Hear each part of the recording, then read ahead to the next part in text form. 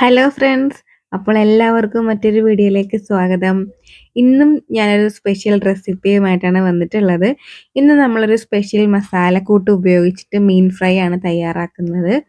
അപ്പോൾ നമുക്ക് റെസിപ്പിയിലേക്ക് പോകാം. അതിനു മുൻപ് ആദ്യമായിട്ട് കാണുന്ന വ്യൂവേഴ്സ് ആരെങ്കിലും ഉണ്ടെങ്കിൽ ചാനൽ ഒന്ന് സബ്സ്ക്രൈബ് ചെയ്ത് സപ്പോർട്ട് ചെയ്യണം. അതേപോലെ തന്നെ വീഡിയോ ഒന്ന് സ്കിപ്പ് ചെയ്യാതെ മുഴുവനായിട്ട് കണ്ടിട്ട് വീഡിയോ ഇഷ്ടപ്പെട്ടാൽ വീഡിയോയെക്കുറിച്ചിട്ടുള്ള നിങ്ങളുടെ അഭിപ്രായങ്ങൾ കമൻറ്റ് ബോക്സിൽ പറയാനും മറന്നു പോകരുത്. അപ്പോൾ ദാ ഞാൻ ഇന്ന് തയ്യാറാക്കാനായിട്ട് പോകുന്നത് കരിനന്ദൻ എന്ന് പറയുന്ന മീനില്ലേ, നമ്മളുടെ ഇവിടെയൊക്കെ കരിനന്ദൻ എന്നാണ് ഈ മീനിനെ പറയുന്നത്. അത്യാവശ്യം മുള്ളൊക്കെയുള്ള മീനാണ്. ചെറിയ മീനാണെങ്കിൽ പോലും ഫ്രൈ ചെയ്ത് കഴിക്കാനാണ് നല്ല ടേസ്റ്റ്. കറി വെച്ചൊക്കെ കഴിക്കുമ്പോഴത്തേക്കും മുള്ളിൻ്റെ പ്രശ്നങ്ങളൊക്കെ പലരും പറയാറുണ്ട്. അപ്പോൾ നമുക്കിത് ഫ്രൈ ചെയ്യാം. അതിന് വേണ്ടിയിട്ട് ഞാനിവിടെ കുറച്ച് മസാല തയ്യാറാക്കി എടുക്കുകയാണ്. അപ്പോൾ അതിന് വേണ്ടിയിട്ട് ഒരു 1/4 ടേബിൾ സ്പൂൺ അളവിൽ കാശ്മീരി മുളക് പൊടി, 1/2 ടീസ്പൂൺ അളവിൽ മഞ്ഞൾപ്പൊടി, ആവശ്യത്തിനുള്ള ഉപ്പ്, അതുപോലെ തന്നെ 1 ടീസ്പൂൺ അളവിൽ പെരുംജീരകം പൊടിച്ചതും കൂടി എടുത്തിട്ടുണ്ട്. അപ്പോൾ ഇതെല്ലാം കൂടി നന്നായിട്ട് ഒന്ന് മിക്സ് ചെയ്തിട്ട് അതിലേക്ക് പിന്നീട് ചേർത്ത് കൊടുക്കുന്നത് അല്പം നാരങ്ങ നീരും കൂടിയാണ്. ഒരുപാടൊന്നും ചേർത്ത് കൊടുക്കുന്നില്ല.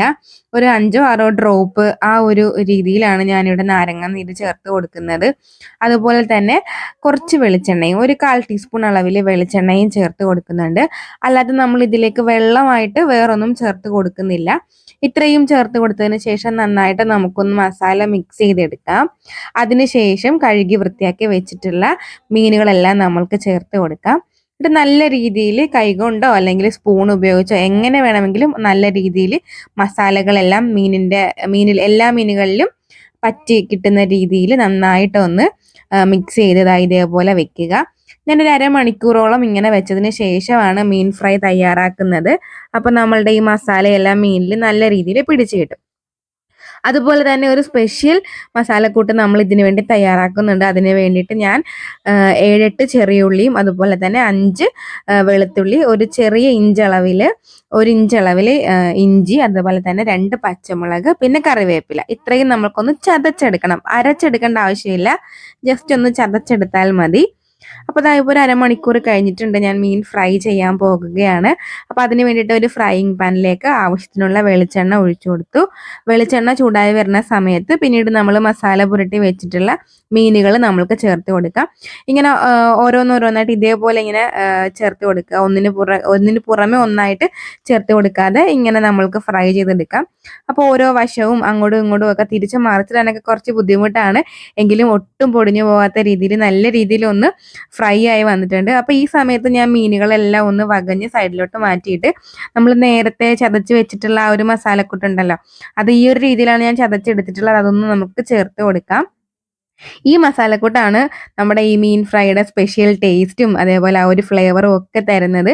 അപ്പോൾ അതൊന്ന് നല്ല രീതിയിൽ ഒന്ന് മൂക്കാനായിട്ട് വെയിറ്റ് ചെയ്തതിന് ശേഷം പിന്നീട് നമ്മൾക്ക് ഇളക്കി യോജിപ്പിക്കാം. മീനുമായിട്ടെല്ലാം ഇളക്കി യോജിപ്പിക്കാം. അപ്പോൾ ഈ സമയത്തെല്ലാം നല്ല രീതിയിൽ ഫ്ലെയിം കുറച്ച് വെക്കാനായിട്ട്, ഏറ്റവും ലോ ഫ്ലെയിമിൽ വെക്കുന്നത് തന്നെയാണ് ഏറ്റവും നല്ലത്. സ്ലോ കുക്ക് ചെയ്തെടുക്കുമ്പോഴത്തേക്കാണ് നമ്മളുടെ ഈ മീൻ ഫ്രൈക്ക് അത്രയും ടേസ്റ്റ് വരുന്നത്. അല്ലാന്നുണ്ടെങ്കിൽ ഇതെല്ലാം കരിഞ്ഞു പോകും. അപ്പോൾ ഇത്രയേ ഉള്ളൂ നമ്മളുടെ ഈ മീൻ ഫ്രൈയുടെ റെസിപ്പി. ഏതൊരു മീനും ഈ ഒരു രീതിയിൽ നമ്മൾക്ക് തയ്യാറാക്കി എടുക്കാം. എങ്കിലും ചെറിയ മീനുകൾ ഇങ്ങനെ തയ്യാറാക്കി എടുക്കുന്നതാണ് സ്പെഷ്യൽ ടേസ്റ്റ്.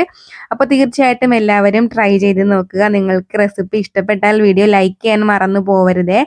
അപ്പോൾ വീണ്ടും മറ്റൊരു ഇതുപോലുള്ള കുട്ടി കുട്ടി റെസിപ്പിയുമായിട്ട് വരാം. അതുവരേക്കും എൻ്റെ എല്ലാ കൂട്ടുകാർക്കും Tata, bye bye, C you friends.